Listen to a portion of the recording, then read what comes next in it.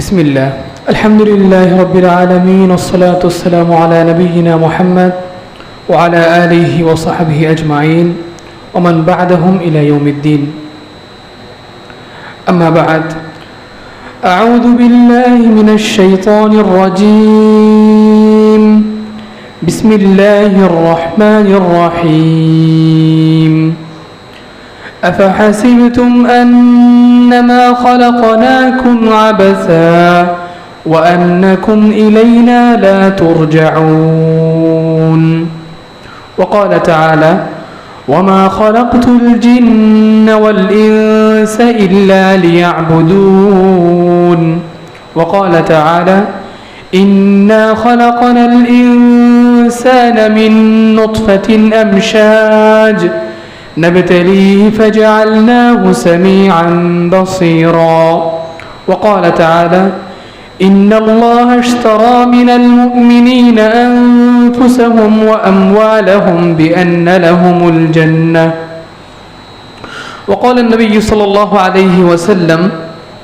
كل ما شئت والبس ما شئت ما لم يكن صرف رواه البخاري وقال النبي صلى الله عليه وسلم اعملوا فكل ميسر لما خلق له رواه البخاري بسم الله সমস্ত প্রশংসা আল্লাহ সুবহানাহু ওয়া তাআলার জন্য, যে আল্লাহ আমাদেরকে সৃষ্টি করেছেন আশরাফুল মাখলুকাত হিসাবে এবং তৌফিক দিয়েছেন এই জুমার দিনে মসজিদে উপস্থিত হওয়ার জন্য, যেখানে রয়েছে আল্লাহর অনেক বান্দা যারা আল্লাহর জিকির থেকে গাফিল উদাসীন।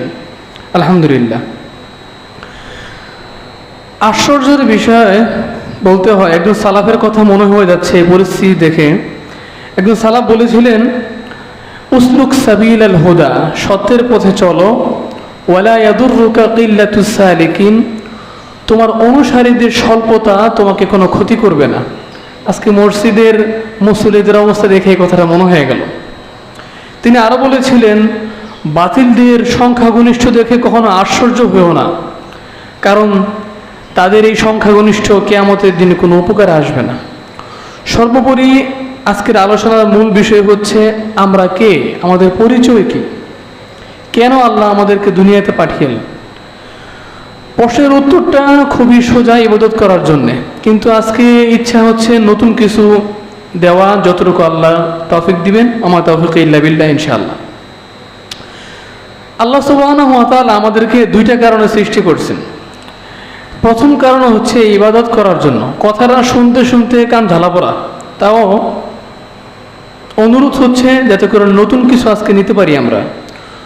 বক্তব্য শুরু করার আগে একটা অনুরোধ, কে বলছে সেটা না দেখে কি বলা হচ্ছে সেটা দেখতে হবে। কোরআন সুন্নাহ যদি বলা হয় নির্দ্বিধায় মানার নিয়তে মানতে হবে। কে বলছে সেদিকে না, কি বলা হচ্ছে সেদিকে। আল্লাহ তৌফিক দান করুক।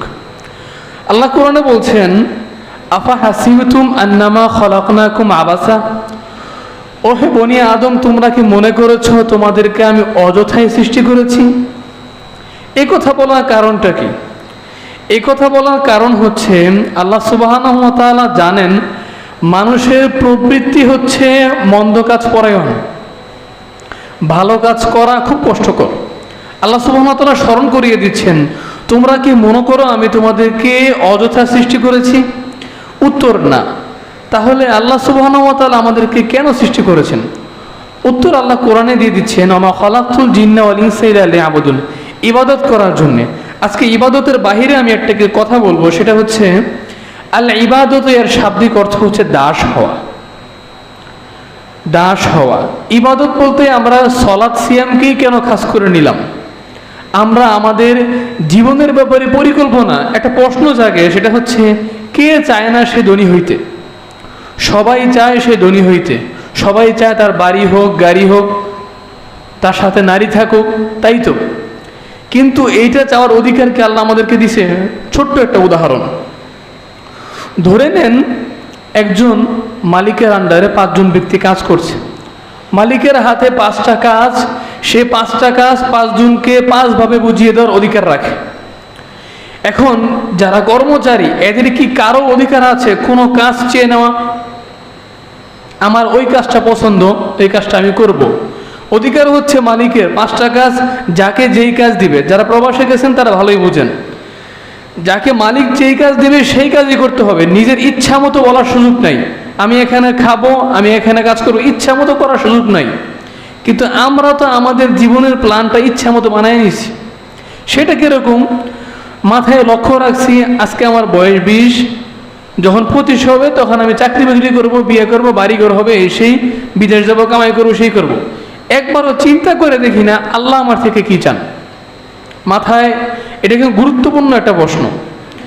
আল্লাহ সুবহানাহু ওয়া তাআলা ইবাদতের জন্য সৃষ্টি করছেন, ইবাদতটা যেন সালাত সেমই না হয়। ইবাদতটা হচ্ছে আমার জীবনটা। আল্লাহ কোরআন অন্যত্র বলছেন, ইন্নাল্লাহা আশতারা মিনাল মুমিনিনা, এটা খুব গুরুত্বপূর্ণ। ইন্নাল্লাহা আশতারা মিনাল মুমিনিনা আনফুসাহুম ওয়া আমওয়ালাহুম বিআন্না লাহুমুল জান্নাহ। আল্লাহ মুমিনদের থেকে তাদের জান মাল সব কিনে নিছেন। কিসের বিনিময়? বিআন্না লাহুমুল জান্নাহ, জান্নাতের বিনিময়। তাহলে আমি যখন আমার দোকান থেকে একটা জিনিস বিক্রি করে দিব, সেই জিনিসের উপরে কি হস্তক্ষেপ করার অধিকার আমার আছে? কখনোই না। তাহলে আমরা আমাদের নিজেদের জীবনের প্ল্যানটা নিজেদের মতো কেন করছি? উচিত তো ছিল এরকম, আমি এখন যে অবস্থায় আছি আল্লাহ কোন অবস্থায় দেখতে চান আমাকে।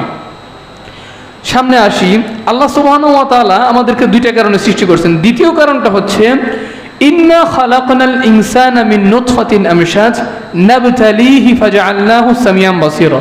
আল্লাহ আমাদেরকে পরীক্ষা করবেন, এই জন্য সৃষ্টি করছেন। আমরা কি পরীক্ষার জন্য প্রস্তুত? আমার ওস্তাদ আবু সুমাইয়া মতিউর রহমান বলেছিলেন যে দুনিয়া এবং আখিরাতের মধ্যে পার্থক্য কি। দুনিয়া বোঝাটা খুবই সহজ।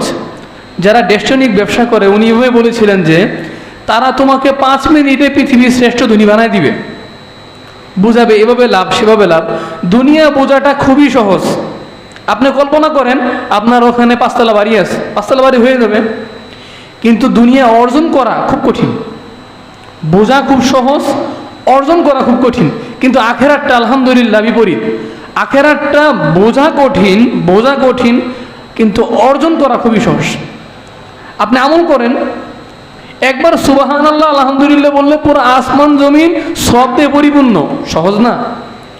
কিন্তু বোঝা কঠিন। এই জন্য সালাফরা বলতেন, আমি 40 বছর ইবাদত বুঝতে সময় লাগছে, তারপরে 10 বছর আজকে ইবাদত করতেছি আমি। আর আমরা তো ধারের কাছেই নাই। ইবাদতের কথা বললে তুমি করো।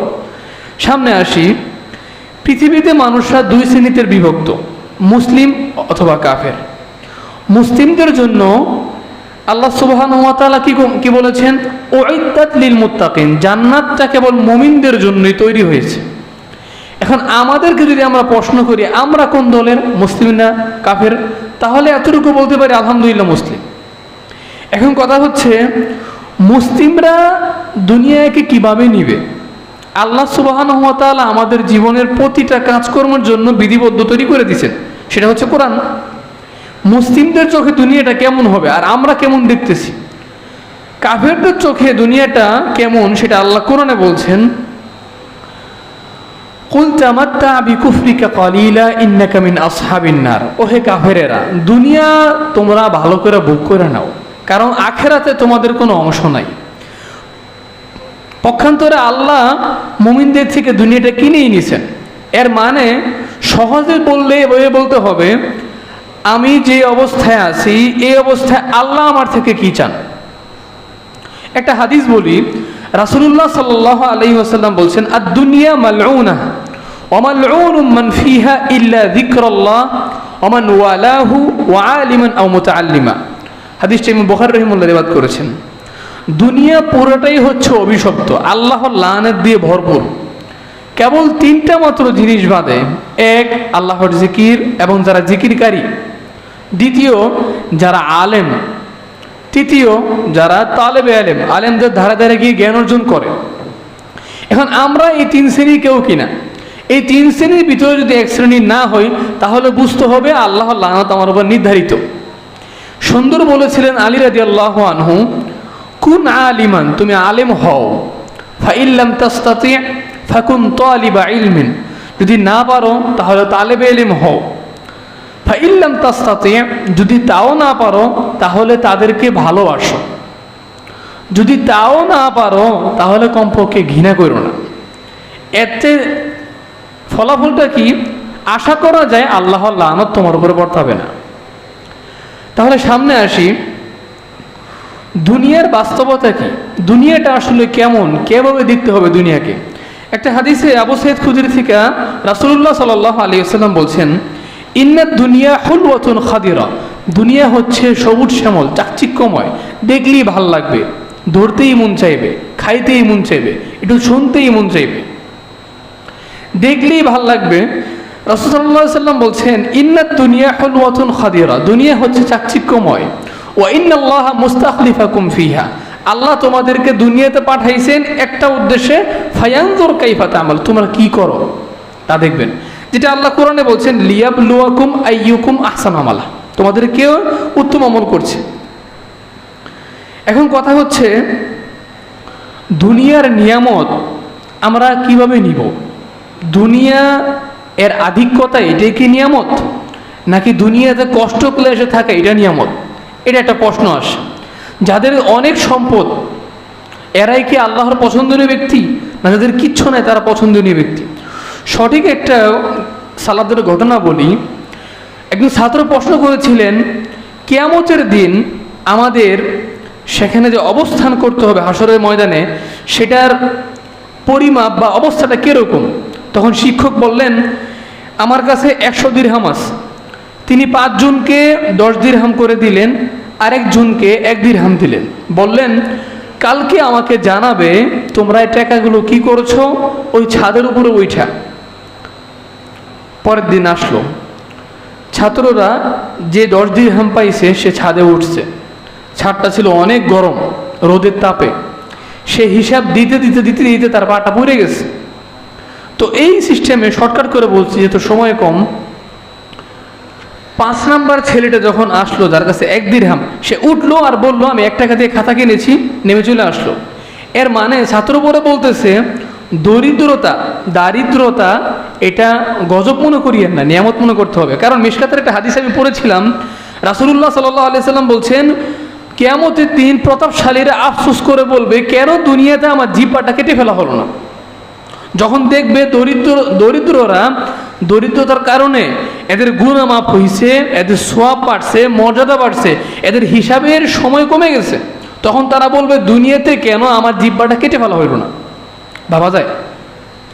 রাসূলুল্লাহ সাল্লাল্লাহু আলাইহি সাল্লামকে আল্লাহ বলছেন, ওয়ালা তামুদ্দান্না আইনাইকা ইলা মা মাত্তা'না বিহি আজওয়াজাম মিনহুম যাহরাতাল হায়াতিদ দুনিয়া লিনাফতিনাহুম ফি। হে নবী, আপনি আপনার 2 চোখ দেখে উপর করে তাদের দিকে তাকায়েন না, কাফেরদের দিকে। তাদেরকে আমি যেই চাকচিক্যময় নিয়ামত দিছি সেদিকে তাকায় আফসোস করেন না, কারণ তাদেরকে এগুলো দিছি, তাদেরকে আমি পরীক্ষা ফেলার জন্য, ফিতনায় ফেলার জন্য। ওয়া রিজকু রাব্বিকা খায়রু ওয়া আবকা, তোমার রবের রিজিক হচ্ছে উত্তম, সেদিকে ধাবিত হও। আলোচনা একটু সামনে আসি। আব্দুল্লাহ ইবনে মাসউদ থেকে বর্ণিত, তিনি বলছেন, দুনিয়াটা আসলে আমাদের নবীজি কিভাবে নিয়েছেন এটা একটু ভাবার বিষয়। তিনি বলেছেন, নামা রাসূলুল্লাহ সাল্লাল্লাহু আলাইহি ওয়াসাল্লাম আলা হাসির, আল্লাহ নবী একদিন একটা চাটাইয়ের উপরে ঘুমালেন। তখন তিনি ঘুম থেকে জাগলেন, আমি তার পাশে চাদরের দাগগুলো দেখতে পেলাম, চাটাইয়ের দাগ বসে গেছে। তখন বললাম, আমরা কি আপনার জন্য একটা সুন্দর মোলায়েম বিছনা তৈরি করে দিব না? টাকা পয়সার কমতি, যেই নবী কয়েকদিন পরে পরেই বিভিন্ন রাষ্ট্র জয় করছেন, গনিমতের কোনো কমতি নাই, সেই নবী চাটাই কেন ঘুমাবেন? তখন রাসূল বললেন, দুনিয়া দিয়ে আমি কি করব? আমি তো বাঁচতে চাই একমাত্র একজন পথচারীর মতো, যে সাধারণ কিছু পাথর নিবে এবং প্রয়োজনে একটা গাছের নিচে বিশ্রাম নিবে, তারপরে বিশ্রাম শেষ আবার চলে যাবে। এত দুনিয়া দিয়ে কি হবে? একটু সামনে এসে বলি, রাফি ইবনে হাদিস থেকে আল্লাহ নবী বলছেন, ইন্নাল্লাহা ইযা আহাব্বা আহাদান হামাহুদ দুনিয়া। মনে রাখবেন, গুরুত্ব দিয়ে শুনবেন, আল্লাহ সুবহানাহু ওয়া তাআলা যখন কোনো ব্যক্তিকে পছন্দ করেন, তখন দুনিয়াকে তার থেকে দূরে সরায় দেন। দুনিয়ার চাকচিক্য, লাজ লালচ, এগুলো তার থেকে দূরে সরায় দেন। কিভাবে দূরে সরায় দেন? কামা ইয়াহমি আহাদুকুম সাকিমাহুল মা, যেভাবে একজন ডাক্তার রোগীর থেকে তার জন্য ক্ষতিকারক খাবারগুলো সরায় দেয়। কিন্তু আমরা হতভাগা, আমরা আমাদের কল্যাণ বুঝি না। আমাদের বিশ্বাস যাতে করে আল্লাহর উপরে অটল থাকে, ইয়াকিন যেন ঠিক থাকে, এই জন্য একটা হাদিস যথেষ্ট। সেটা হচ্ছে, ওয়া'লাম, আল্লাহ নবী বলছেন, আন্নামা আসাবাকা মা লাম ইয়াকুন লিয়ুখতিআকা, তোমার তাকদীরে যা থাকার তা আসবেই, চিন্তা করে লাভ নাই। ওমা আখতাআকা মা লাম ইয়াকুন লিউসিবাকা, তোমার তাকদীরে যা নাই তা কাইন্দেও পাইবা না। অতএব নিয়ামত পাইয়া খুশি হইও না, নিয়ামত না পাইয়া বেজার হইও না, শুকরিয়া করো। এটা কেন বললাম? কারণ দুনিয়া আমাদের ভোগ করতে হবে প্রয়োজনে, ভোগ বিলাস করার জন্য না। একটু সহজে বিষয়টা বলি। দুনিয়ার বাস্তবতা সম্পর্কে আল্লাহ নবী একদিন বলতে গিয়ে বললেন, আদ-দুনিয়া জিফাতুন, দুনিয়া হচ্ছে মরা প্রাণী, পচা প্রাণী, ও আকিলুহা কিলাবুন, এবং তার বক্ষণকারী হচ্ছে কুকুর। একটু ভাবি বিষয়টা, দুনিয়ার বক্ষণকারীকে আল্লাহ নবী সাল্লাল্লাহু আলাইহি ওয়াসাল্লাম কুকুর বলে আখ্যা দিয়েছেন। তাহলে আমরা কি দুনিয়া নিব না? আমরা চলতে হইলে কি দুনিয়া আমাদের লাগবে না? হ্যাঁ, লাগবে। এই জন্য একটা দলিল, সুন্দর দলিল, রাসূল সাল্লাল্লাহু আলাইহি ওয়াসাল্লাম বলছেন, ই'মালু ফাকুল্লু মুয়াসসারিন লিমা খুলিকা লাহ, তোমরা কাজ করতে থাকো, যতটুকু লাগবে ততটুকু তোমরা পেয়ে যাবে ইনশাআল্লাহ। কিন্তু আমাদের অন্তর যেন দুনিয়ার দিকে না যায়, দুনিয়াতে থাকবো, ভোগ করবো, বিলাস করবো, এমন যেন না হয়। একটু সামনে এসে কিছু হাদিস বলি। দুনিয়া নিয়ে পেরেশান হওয়ার কোনো কারণ নেই। আল্লাহ নবী সাল্লাল্লাহু আলাইহি ওয়াসাল্লাম বলেছেন, ইন্নাল্লাহা কদ্দারাল মাকাদির ক্বাবলাল খালাইকা বি50,000 সানা, আল্লাহ সুবহানাহু ওয়া তাআলা তাকদীর লিপিবদ্ধ করে দিয়েছেন সৃষ্টি জগৎকে সৃষ্টি করার 50,000 বছর আগে। আমার চিন্তা করা দরকার আছে, আমার কালকে কি খামো? লিপিবদ্ধ করা আছে, চিন্তা করে হায়তাস করার ফায়দা নাই তো। কতটুকু দুনিয়া নিমো? ইবনুল কাইয়িম জাওযী রাহিমাহুল্লাহ তার কিতাব আল ফাওয়াইদে উল্লেখ করলেন, লেখাটা খুব পছন্দ হয়েছে আমার।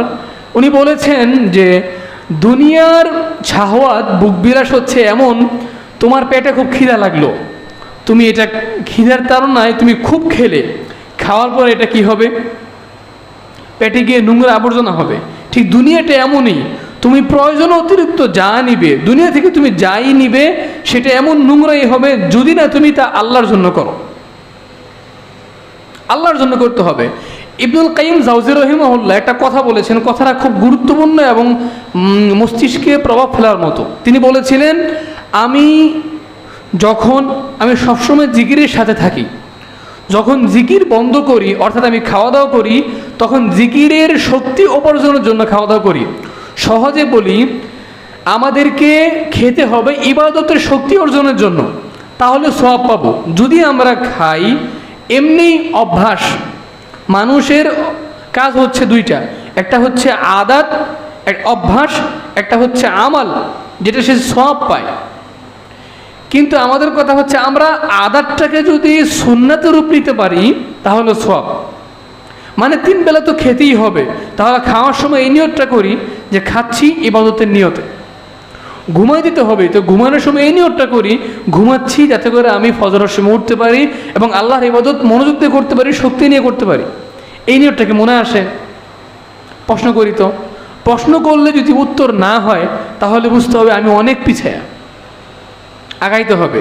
কারণ আল্লাহ বলছেন, সাবিকু ইলা মাগফিরাতিম মির রাব্বিকুম ওয়া জান্নাতিন আরদুহা কাআরদুস সামাই ওয়াল আরদ, ওই জান্নাতের দিকে প্রতিযোগিতা করো যে জান্নাতের প্রশস্ত হচ্ছে আসমান এবং জমিনের মতো। আর দুনিয়া ফানিয়া ওয়া জাইলা, দুনিয়া ধ্বংসশীল, দুনিয়া ধ্বংসশীল, দুনিয়া ধ্বংসশীল। আরেকটা আয়াত বলছি, যেখানে স্পষ্টত বলা হয়েছে, আল্লাহ সুবহানাহু ওয়া তাআলা বলেছেন, ওমান আরাদাল হায়াতাদ দুনিয়া ওয়া যিনাতাহা ওমান আরাদাল আখিরাতা ওয়া সাআ লাহা সা'য়াহা ওয়া হুয়া মুমিন ফাউলাইকা কানা সা'য়ুহুম মাশকুরা, যে আখিরাতের জীবন চায় এবং তার জন্য চেষ্টা প্রচেষ্টা করে, তার বিনিময়ে আমি তাকে উত্তমভাবে দিব। এর বিপরীতে আল্লাহ বলছেন, ওমান আরাদাদ দুনিয়া ওয়া যিনাতাহা নুমাত্তিউহুন্না ওমান আরাদাল হায়াতাদ দুনিয়া ওয়া যিনাতাহা নুওয়াফি ইলাইহিম আ'মালাহুম ফিহা। এখানে আয়াতের একটা হিকমত নিয়ে আলোচনা করব, সেটা খুব গুরুত্বপূর্ণ, মনোযোগ দিবেন। আল্লাহ আয়াতে বলছেন, যেই ব্যক্তি দুনিয়া চায় আমি তাকে তার কাজের প্রতিদান দুনিয়াতে বুঝিয়ে দিব। আল্লাহ বলে নাই আমি তাকে দুনিয়া দিব, আল্লাহ বলছে আমি তাকে তার কাজের প্রতিদান দুনিয়াতে বুঝিয়ে দিব। বেকুব কতটা বেকুল হইতে পারে, কারণ আমি যদি আখেরাত চাই তাহলে দুনিয়া, রাসূল সাল্লাল্লাহু আলাইহি ওয়াসাল্লাম বলছেন আল্লাহ দুনিয়া তোমাকে দিয়ে দিবেন, ঢেলে দিবেন তোমার উপরে। কিন্তু এই কাফেরেরা আল্লাহ তাদের সম্পর্কে বলছেন যে দুনিয়া চায় আমি তাকে তার কাজের প্রতিদান বুঝিয়ে দিব। এখন রাসূল সাল্লাল্লাহু আলাইহি ওয়াসাল্লাম বুখারীর হাদিসে বলছেন কামা তাদিনু তুদান, যেমন কর্ম তেমন ফল। বাংলা কথায় বললাম, অর্থটা এমন হলে সুন্দর হয়, যেমন কর্ম তেমন ফল। কাফেররা দুনিয়া চাইলে দুনিয়া পাবে, এর কোনো গ্যারান্টি আছে? নাই। কিন্তু আপনি যদি আখেরাত চান পাবেন, আখেরাত তো পাবেনই ইনশাল্লাহ। আশা করা যায় দুনিয়াতে আপনার প্রয়োজন। সেটা কীভাবে বললাম, কারণ তাকদীর তো লিপিবদ্ধ হয়ে গেছে, হাই হতাশ কইরা কোনো ফায়দা নেই। আল্লাহ আরও বলছেন মান কানা ইউরিদুল আজিলাতা আজ্জালনা লাহু ফিহা মা নাশাউ লিমান নুরিদ। ওহে বনি আদম, মনে রাখো তোমরা যারা দুনিয়া চাইবা তাদের কিছু কিছু মানুষকে আমি দুনিয়া পরিপূর্ণ দিয়ে দিব, যাদেরকে আমার মন চাইবে। রাসূলুল্লাহ সাল্লাল্লাহু আলাইহি ওয়াসাল্লাম বলছেন লাউ কানাতিদ দুনিয়া তা'দিলু ইনদাল্লাহি জানাহা বাউদ, যদি দুনিয়া আল্লাহর নিকটে একটা মাছির ডানা পরিমাণ মূল্য থাকতো লামা সাকা মিনহা কাফিরা, কাফেরদেরকে তিনি পানি পান করাইতেন না। মূল্য নাই দুনিয়াতে। মূল্য আছে কোন জিনিসের? তিনটা জিনিস। আজকে থেকে ওয়াদা করেন তিনটা যে কোনো একটা যেন আল্লাহ আপনাকে, আল্লাহ তৌফিক দান করুক। এক, আল্লাহ জিকিরকারী, অন্যথায় আলেম, অন্যথায় তালেবে ইলম।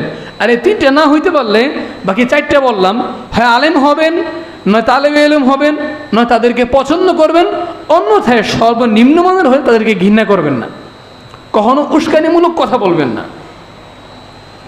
একটু সামনে আসি, যেহেতু সময় শর্টকাট। আমি সুখী না, আমি কি সুখী ব্যক্তি, আমি কি দুনিয়াতে সফল ব্যক্তি, এটা বোঝার উপায় কি? শর্টকাটে আলোচনাটা করি। আন্নাল আবদা কুল্লামা জিদা ফি ইলমিহি, আপনি কিভাবে বুঝবেন আপনি দুনিয়াতে সফল ব্যক্তি, বুঝার সংক্ষিপ্ত মূলনীতি আপনাকে জানিয়ে দিচ্ছি। বান্দার দুনিয়াতে যখন বান্দার জ্ঞান বৃদ্ধি পাবে, সুখী ব্যক্তির আলামত, তখন সে বিনয়ী হবে। দুনিয়াতে সফল ব্যক্তি, জান্নাতি ব্যক্তি যদি চিনতে চান, আজকের এই খুতবাটা যদি পারেন রেকর্ডিং করে রাখবেন। বান্দা দুনিয়াতে সুখী কিনা, সে জান্নাতি ব্যক্তি কিনা, এটা বোঝার উপায় কি? এক, বান্দার যখন জ্ঞান বাড়বে তখন সে বিনয়ী হবে, পাশাপাশি সে দয়াদ্র হবে, মানুষের প্রতি সহানুভূতিশীল হবে। একটা হাদিস মনে পড়ে গেল, রাসূলুল্লাহ সাল্লাল্লাহু আলাইহি ওয়াসাল্লাম বলছেন ইন্নাল্লাহা লা ইয়ারহামু মান লা ইয়ারহামুন নাস, মান লা ইয়ারহাম লা ইউরহাম। যে মানুষের প্রতি দয়াদ্র হয় না, আল্লাহ তার প্রতি দয়া করে না। আরেকটা হাদিস মনে হয়ে গেল, এই হাদিস বলতে গিয়ে তিরমিজি রাহিমাহুল্লাহ এই হাদিসটা রিওয়ায়াত করেছেন, হাদিসটা সহিহ। মান কানা ফি আউনিল আবদি কানা আল্লাহু ফি আউনিহি, বান্দা যতক্ষণ পর্যন্ত কোনো বান্দাকে সাহায্য করবে, বান্দার কল্যাণ কামনা করবে, আল্লাহ ততক্ষণ পর্যন্ত তার কল্যাণ কামনা করবেন। আপনি বিষয়টা ভাবেন, আমি একজন ব্যক্তিকে বললাম আপনার এই কাজটা এভাবে করা উত্তম, এর বিনিময়ে যদি আল্লাহ আমার কোনো প্রতিদান দেন, তাহলে আল্লাহ দিলে কখনো কম দেন না।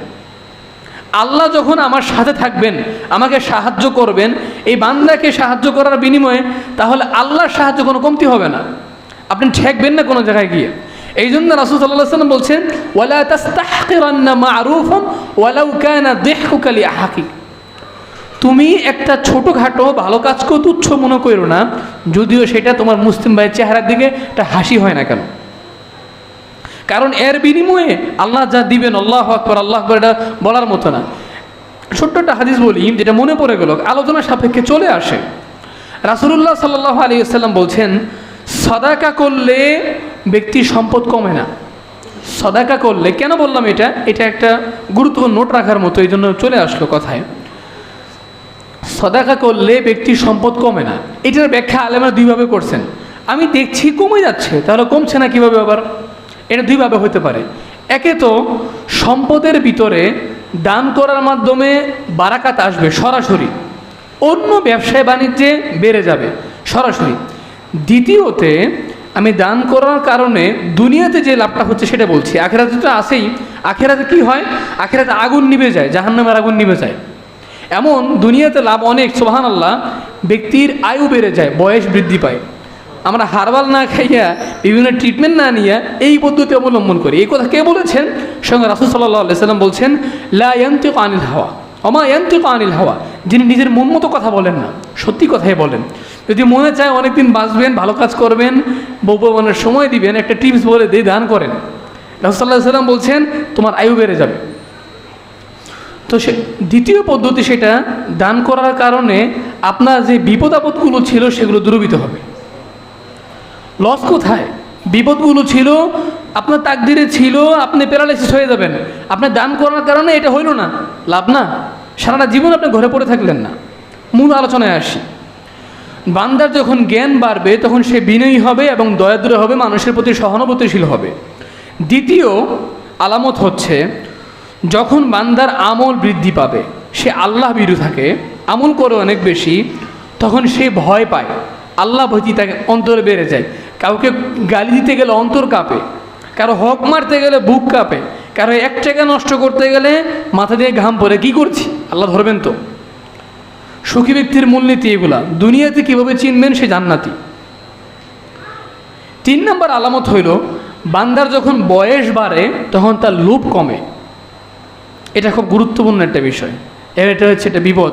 রাসূল সাল্লাল্লাহু আলাইহি ওয়াসাল্লাম বলছেন বৃদ্ধ ব্যক্তিদের 2টি আপদ। এক, তাদের তুলুল আমাল, অনেক লম্বা আশা থাকে। 2, এদের লোভ থাকে অনেক বেশি। আল্লাহ আমাদের মুরব্বীদেরকে হেফাজত করুক। মুরব্বীরা কীভাবে বুঝবেন আমি দুনিয়াতে জান্নাতি? এটা বোঝার উপায় হচ্ছে যখন তার বয়স বাড়বে তখন লোভ কমবে। তারপরে সামনে আসি, কুল্লামা জিদা ফি মালিহি, সম্পদশালীদের ক্ষেত্রে এটা গুরুত্বপূর্ণ বিষয়।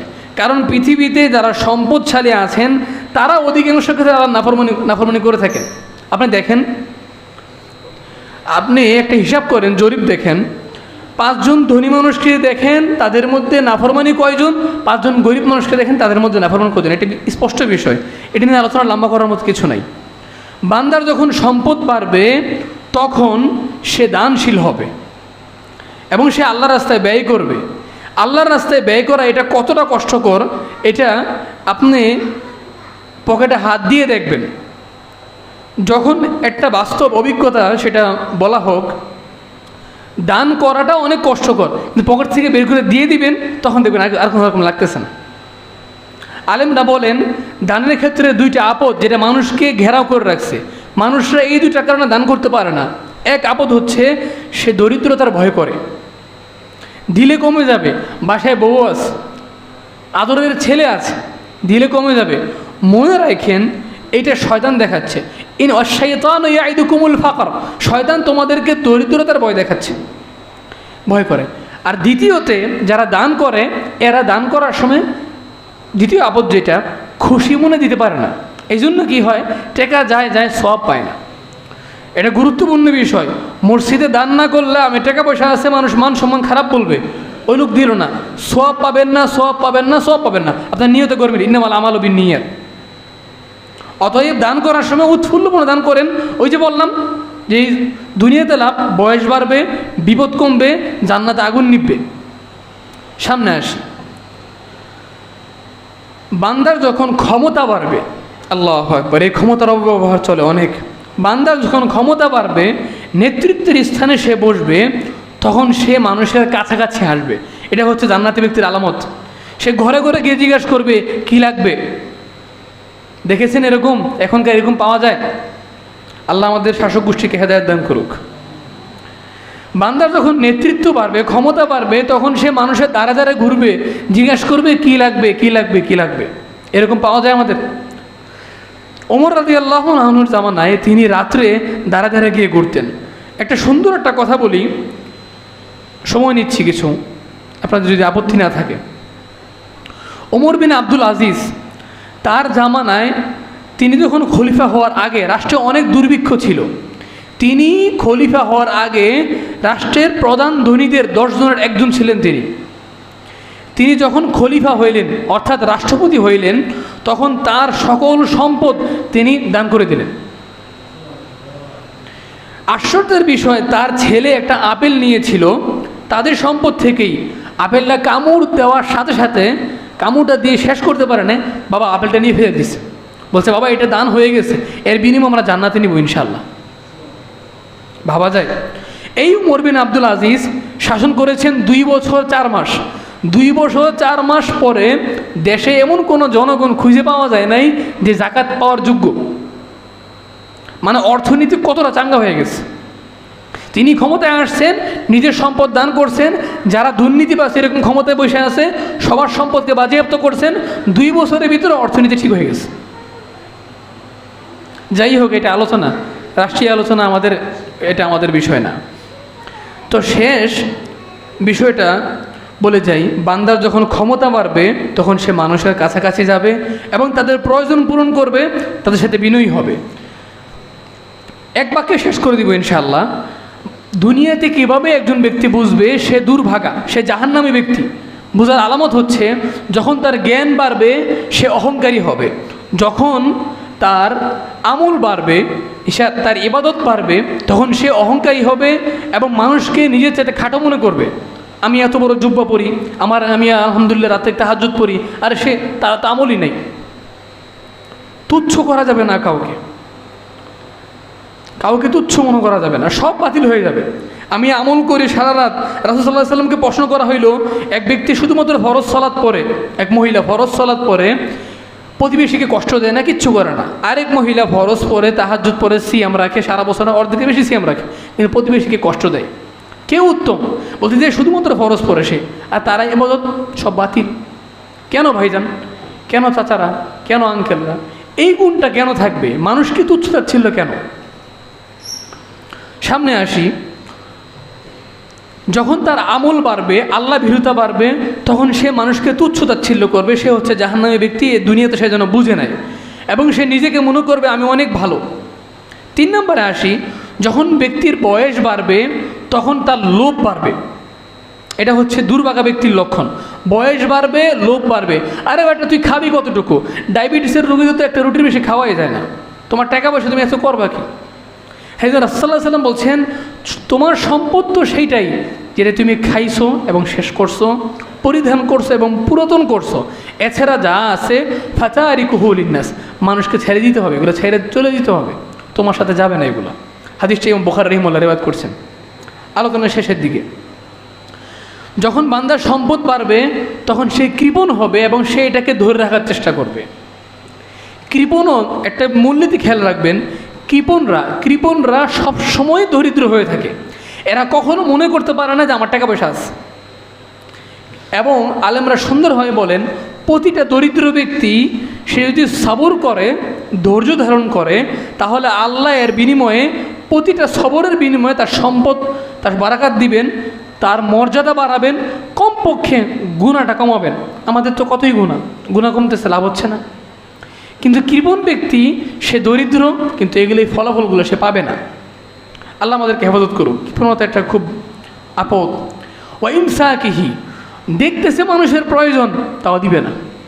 কেন? আমি না একটু আগে হাদিস বললাম, যে বান্দার কোনো সহযোগিতা এগিয়ে আসবে, যে দুনিয়াতে কোনো বান্দার কোনো কাজে হেল্প করবে, আল্লাহ আখেরাতে তার থেকে একটা বিপদ মুক্তি করবেন।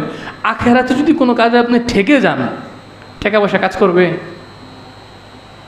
আল্লাহ যদি এই কাজের উসিলে আপনাকে পার করে দেন, এগুলোকে কেন আমরা নিয়ামতপূর্ণ করতেছি না? রাস্তাঘাটে দেখতেছি একটু মানুষের বিপদ, দেখেও না দেহার ভান করতেছে, আল্লাহ ধরবে, কঠিনভাবে ধরবে। আল্লাহ বলবে আমি ক্ষুধার্ত ছিলাম, আমাকে খাওয়াও নাই, আমার কাপড় ছিল না, আমাকে কাপড় দাও নাই, বিপদ আমি কাঁদছিলাম, আমাকে দেখো নাই। অন্ধ হয়েন না। আল্লাহ সকলকে হেদায়েত দান করুক। কুল্লামা জিদা ফি কাদরিহি, শেষ আলামত হচ্ছে যখন ব্যক্তির ক্ষমতা বাড়বে, দাম্ভিকতা বাড়বে, তখন তার অহংকার বাড়বে, সে মানুষকে তাচ্ছিল্য করবে, মানুষের অধিকার হরণ করবে। এই সমস্ত ব্যক্তিরা যেন বুঝে নেয় দুনিয়াতে তারা জাহান্নামের সার্টিফিকেট নিয়ে নিচ্ছে। আল্লাহ সকলকে হেফাজত করুক, সকলকে হেদায়েত দান করুক।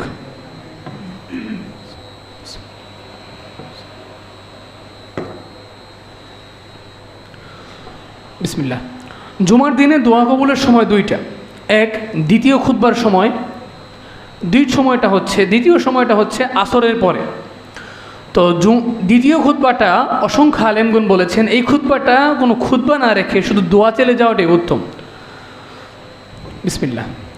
আল্লাহুম্মা আনসুরিল মুসলিমিন আল মুস্তাদআফিনা ফি কুল্লি মাকান اللهم انصر المسلمين المستضعفين في غزة وفي فلسطين وفي كشمير وفي أراكان وفي صوماليا وفي سوريا اللهم إنا نسألك حبك وحب من يحبك والعمل الذي يبلغني حبك আল্লাহ আপনি আমাদেরকে হেদায়েতের উপর অটল অবিচল রাখেন, সত্যকে জেনে সত্যকে গ্রহণ করার তৌফিক দান করিয়েন, দাম্ভিকতা অহংকার দেখিয়ে সত্যকে যেন কখনো প্রত্যাখ্যান না করি, এই দোহাই যেন আমরা কখনো না দেই।